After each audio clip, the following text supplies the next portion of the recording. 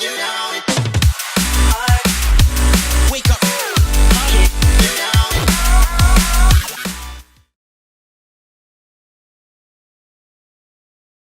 Hello! Hi YouTube.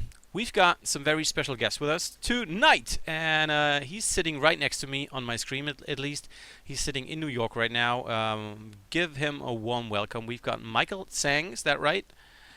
In the live correspondence here to Germany, and yeah, he's formerly known, aka Control FPV, a pilot who has been flying in the DR1 last season, and who is actually flying in. What are you flying in this season, Michael? I'm just doing multi GP right now. I mean, there's a number of events that are around the world that I might do, but I don't know yet. A number of events around the world. Yeah. So you are traveling a lot, or just branching out in Um, America? I mean, the schedule's not really solidified yet. I guess the season just started. I was supposed to go to Mumbai, but I think I'm gonna pass on that one. That was the one that like magically was organized by DCL, which I won a ticket for when I went to MDX. I'm going to the MGP IO. It doesn't necessarily seem like there's a lot of events happening around the world this year, or as many as last year to me. Like the DR1 season 2 hasn't yet been solidified. All the teams haven't been signed yet. I no longer am on the same team as I was last year, so I don't even know if I'm going to be on DR1 season 2. So I don't know. It's my season's up in the air right now. That's why you should bring me out to Germany. You know. I don't know. We have been talking recently about bringing Michael to the CEBIT event in June in 2018, but there are difficulties to solve, problems to solve. So if you are willing to bring such an excellent, skilled racing pilot to CEBIT, where there's no race, That can be then a problem. bring him Yeah. in. I mean, I think like to me, it's almost like a larger issue. Like I don't know, like from what I've experienced in racing, it seems like a little bit of deflation since our high point obviously was 2 years ago, right in Dubai, when there was like $1 million prize pool event, and then since then, like it's kind of been like DRL obviously has been blowing up. DR1 is kind of a thing, and then we don't know where DCL's what's happening with DCL. There's just like I don't know. It seems to me like there's less events worldwide. What was your experience and interaction with the pilots on DR1 season one last year? Are there some people that are just like the same, have the same mindset, are totally off the ridge, or I don't know, out of their minds, or I don't know. How is the community working in that pilot camp there? How's it going on? um, I mean, I think like that a year before DR1, right? We had the whole year where it was like Sean Taylor was winning everything. Banny was obviously winning everything that he was going to. We had the Dubai race. And there was also the first season of DRL.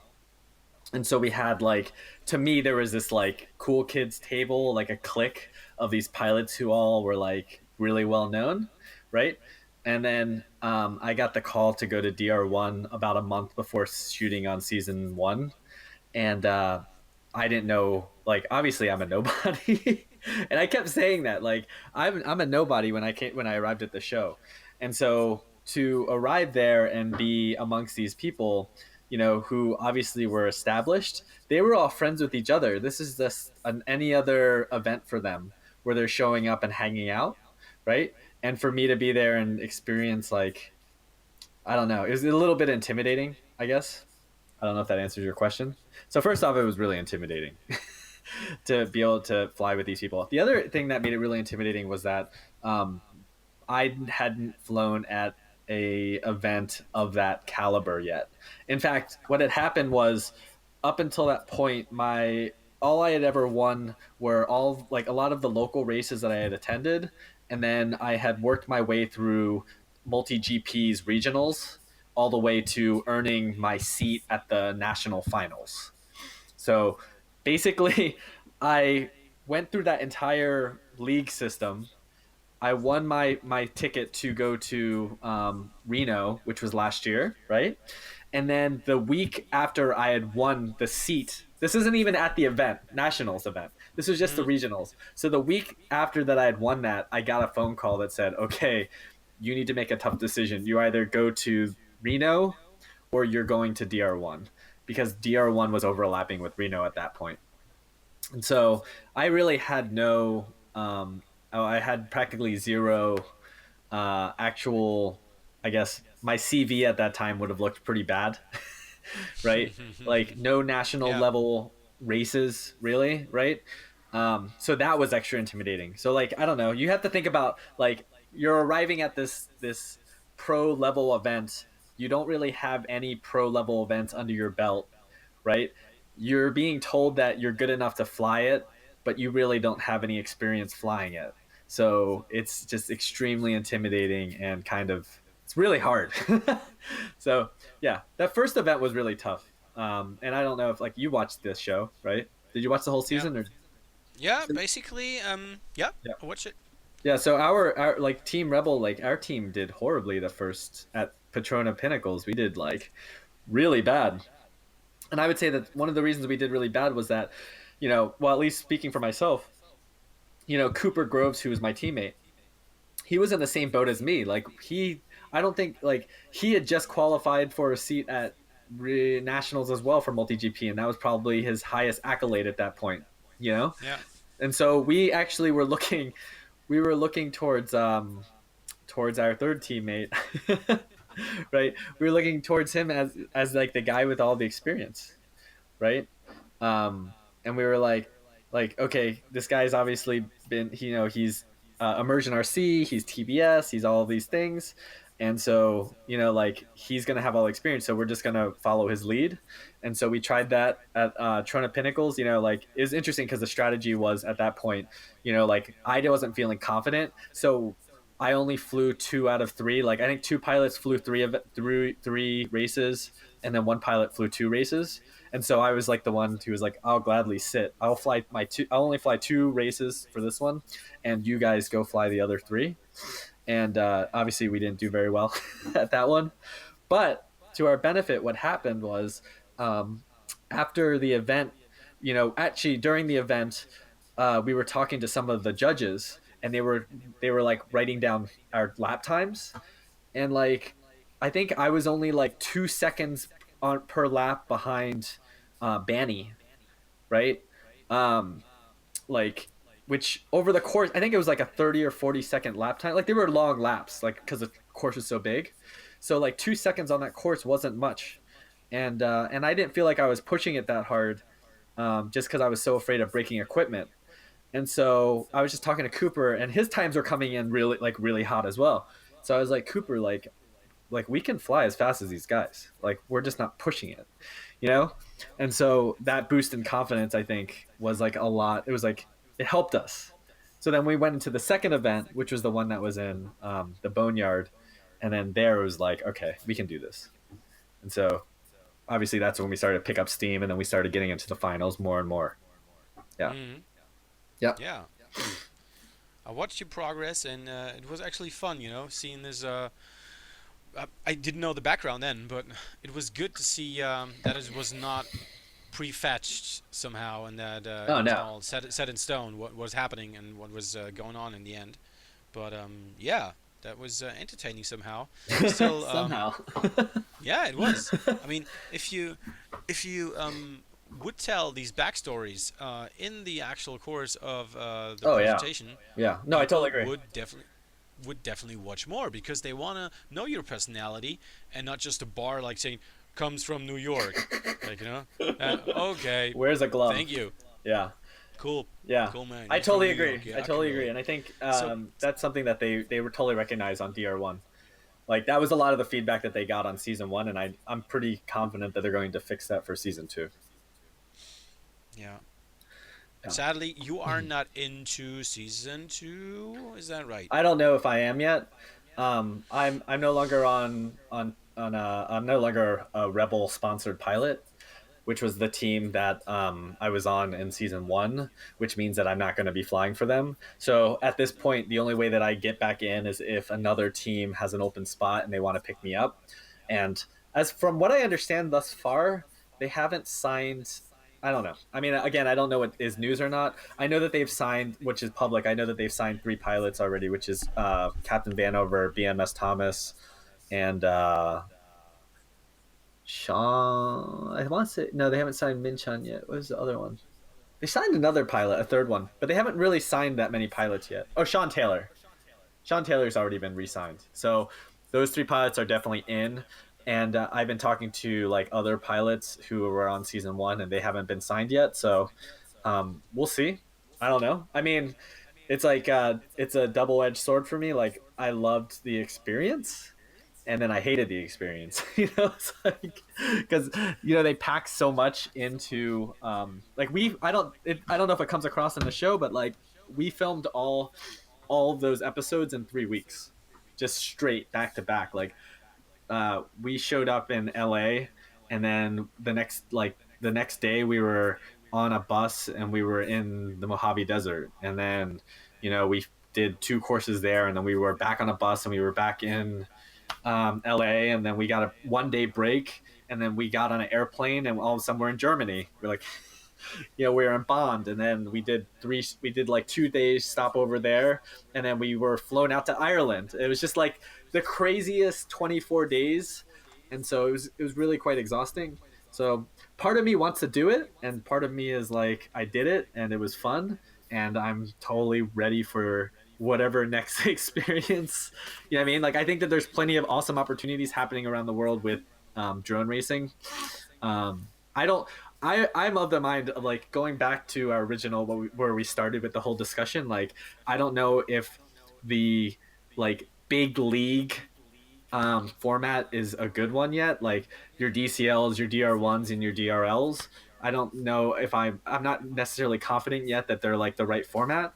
I like what like KDRA is doing, right, where they're doing like these cool events in Korea, and they're not necessarily worried about televising them yet.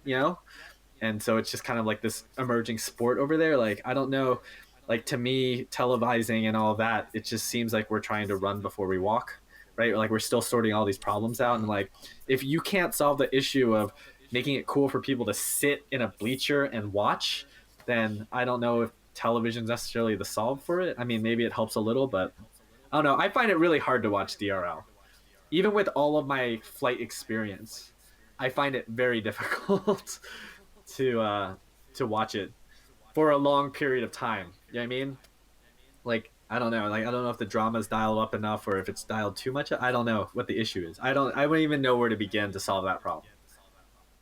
You can tell stories. I mean, Jet is a perfect guy for this, and I don't know, more stories and less. I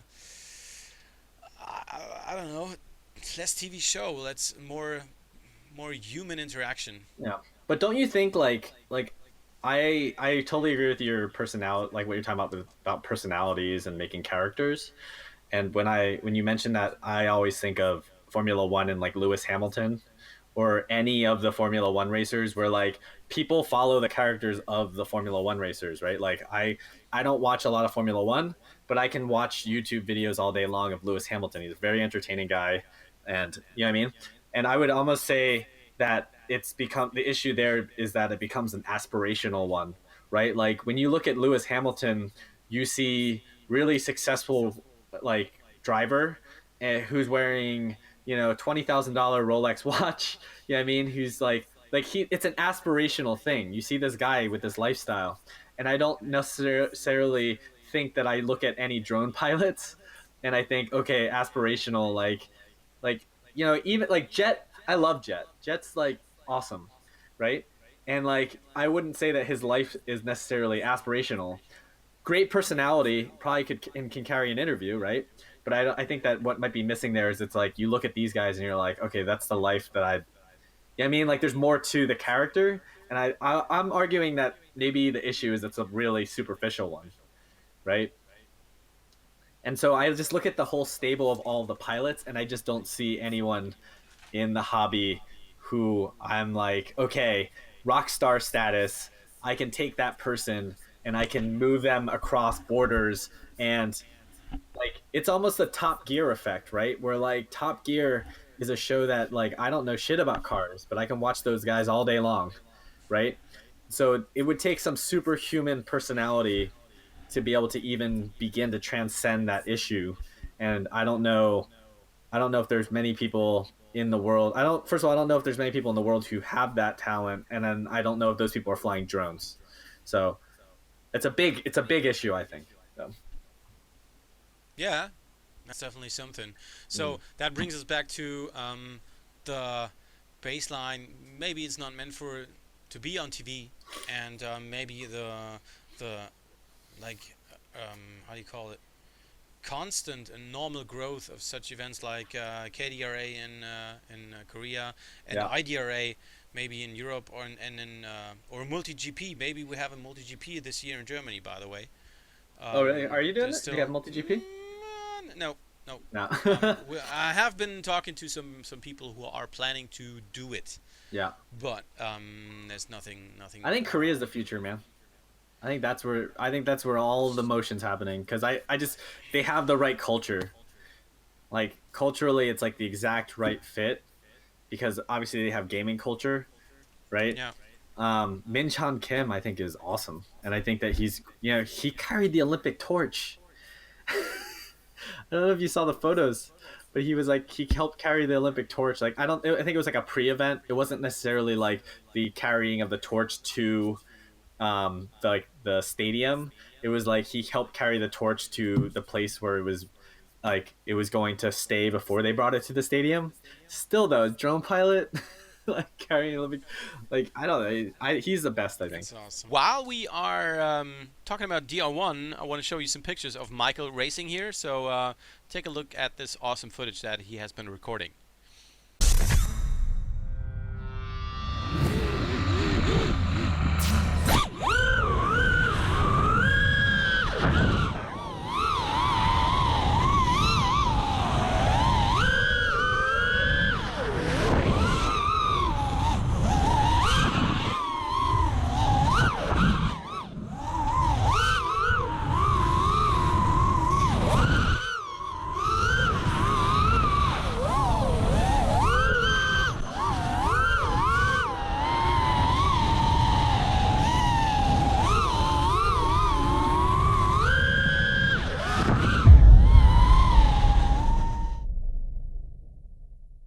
Okay. Where is he at? There is he. That was some dope. That was some dope footage. Yeah, man. I'm glad that we watched that. I still can't believe going like this fast through these tiny triangle gates. I mean, really, that was I don't know. Like you can't even see it. Like if you're 50 meters in front of it in the desert, it's yellow. It's all yellow. How do you see it in your FPV feed? How is your camera set up to get this kind of precision into your video feed? Yeah, actually, it's funny that you brought that up because part of the reason why I think I did so bad in Trona Pinnacles was because I was using they had us using micro cams, and the one that I was using was a 2.1 lens, and I'm used to a 2.5, and so everything looked like a pinprick in the distance. And the younger kids, like Banny, they were having no problem at all doing this. So after the first event, I actually went over. I was like talking to Team Thunder Power, and I was like, I'm having a hard time with this lens. What the hell? I was like, I'm having a hard time with this lens, and they were like, really? They were like, we're having a hard time with our lens, and I was like, what are you talking about? They're like, yeah, we're all flying 2.3s, and we're used to 2.1s. And I was like, wait, what? And so I was like, let's trade. And they were like, okay. So I started swapping all my cameras over. Like, I just kept bringing them like 2.1 lenses, and like, literally, I was like stealing them off my teammates' quads, like giving them like trying to trade as many as possible. And KDEX, it's a 2.1. Yeah, it's a 2.1. But I've got some 2.3s here as well. Let me check. So yeah, keep going. I'm just checking. Yeah. So I was so I actually switched from 2.1 to 2.3 in between the Trona Pinnacles and the Boneyard. and all of a sudden I could like actually see gates, um, and it was easy from that point to fly. But yeah, up until that point, like you're right though, like it's the gate. The issue with those gates is that, like, first of all, and this has been mentioned many times, is that when they told us about these gates, we hadn't seen them yet, and they were like, "Oh, we got the best, most beautiful triangle gates," and we were like, "Triangles? What are you talking about? Triangles? Like, it's like the word, like, why a triangle? It's like the worst shape you can think of. Can't really think of a worse shape than a triangle." And so they were like, "They're triangles," and we're like, "Okay." And they're like, "Oh, and don't worry, they're 12-foot gaps." We're like, 12-foot gap or whatever, and we were like, "Okay." I think he might have said like 10-foot gap, but what they didn't take into account was that, like, it's a triangle, so like it's not like a square or a circle. It's like you're cut your gap in like half or a third, right? It's triangle, so third, I guess. Really bad geometry. So, and the other thing they did, which was hilarious, was that they gave the gates depth, and they, even though, and since they had depth, you had to hit them in a certain angle. But then they decided to interline the inner part of the triangle white. So not only did it have depth, oh, and also the structure for the gates were metal. That looks dirty. Brilliant idea. Yeah.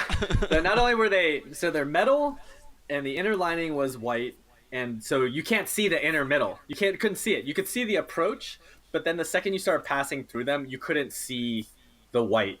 It just didn't come. No contrast, right? So you had to like juke into them and then go through them, and like I destroyed a lot of stuff at the first event, just trying to learn how to fly those gates. So yeah, it was pretty bad, but they look cool. I mean, I think to their benefit, they look cool. Did you've been also been in Bonn in Germany already? No? Yeah. In last No. season. So, and did you enjoy the race there? Was it my particularly favorite. different? Was it Yeah, a favorite? Yeah, it's my second favorite. I don't know, it's Because what was so special about the course? The long dive down and throttle down. I've from never, the building? I'd never done that maneuver before. I've never dived a building in my life. That's the first time I've ever like dove over Okay. a building side, and so not only was it the first time, but it's a big building, like 80 stories or something. I don't know how many. It was like hundreds of meters or something. You've been never before freestyle flying in some city, Atlanta or Not a something? single time. Never before have I ever done that. And so, like, going up, like, first of all, you're standing there, you're looking at it, and you're like, they're saying, okay, you're going to dive down it. And then you start doing practice, and all you hear is full throttle up. And then for people to save time, they full throttle down. So it was like the craziest sounding, like, wah, wah, like that, but like 6 quads in the air, each doing it, or 4 quads in the air, right, each doing it up and down. So it was like the most intense race into a triangle gate at the bottom. It's just like Yeah. you're full throttle down, and you're threading the needle of this gate, and if you hit it, you're like, I during practice I just totaled a quad, like it was just done. It's kind of become a tradition for me to just destroy. Anytime I go to an event, I always destroy 1 quad in practice. It's like without fail, always total 1 quad. And that, like, every single one of those races, it was like, no, they're like every single time practice, destroy the quad. Yeah. Which brings us to another thing that Michael was giving us some hints and some practical tips for a huge event that is coming on in summer in 2018, which is the CEBIT, and we're still actually trying to realize a race in summer. But I suggested we should use some metal gates that are similar to the FPV light racks, and Michael was like, "No, don't use metal gates. If I come over, I'm gonna lose all my stuff." Yeah. And I was then, rethinking the whole situation, and maybe if Michael comes over, we're definitely gonna use inflatables, so he will not lose any stuff. Baby gates. But coming back to we started getting to know each other over Liftoff, of course, because Michael is having or streaming every second day. Is that right? It's whenever I feel like it. Whenever you feel like it. Multiple So times a week, yeah. if you haven't heard about Liftoff, and if you have no clue what we have been talking about for the last couple of 47 minutes, you should definitely check out his live streaming channel on Twitch. You're going to find that in the description, of course, where you can subscribe and sub and like it. And yeah, that was basically the initial part, the initial time when we met. And he's, just telling other people about new events, new courses, new stuff, new content in Liftoff. And today we had some big release in Liftoff. Why don't you just go forward and tell us what Kevin and his crew has been releasing today? Yeah, so they released the new golf map, which is pretty sweet. I actually like it a lot. It's like a massive golf course. Which is basically sponsored by Flight Test.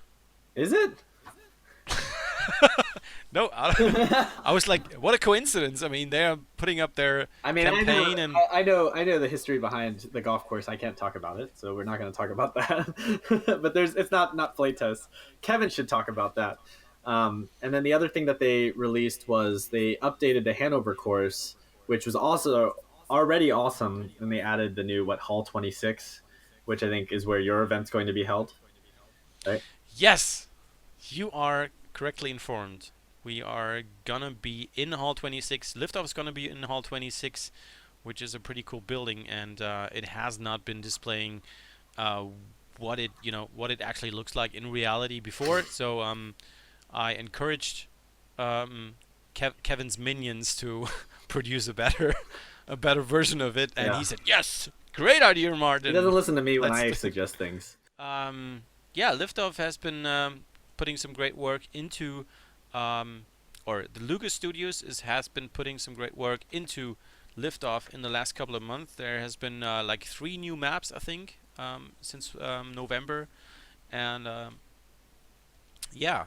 It's a really great game to get into the hobby and to learn FPV flying, even though we talked about that it's very difficult to fly a drone. But if you want to learn it, if you come from a gaming background, then Liftoff is definitely your go-to simulator. And it's not much. It costs like, I don't know, $20 on Steam, and from time to time they have Steam sales. We have spring Steam sale coming in hot. So just give Spinfast a sub, and give also Control FPV a sub, and stay up to date with the latest news on Liftoff and on what's happening at DR1 maybe this year, or at MultiGP, where Control FPV, aka Michael Tseng, is performing definitely. And we are looking forward to any of those events. I mean, we have live streaming going on pretty much at every event in the United States, and hoping that you found some new fans right now, and that they're gonna press all their thumbs when you are going back to racing this year. Yeah. I mean, you should be excited right now. I mean, you have spent like 3 or 4 months now sitting in your room. That's at least where I'm seeing you all of the time. Yeah. Practicing, and I'm pretty sure you want to go out and fly now. Yeah. Wake up.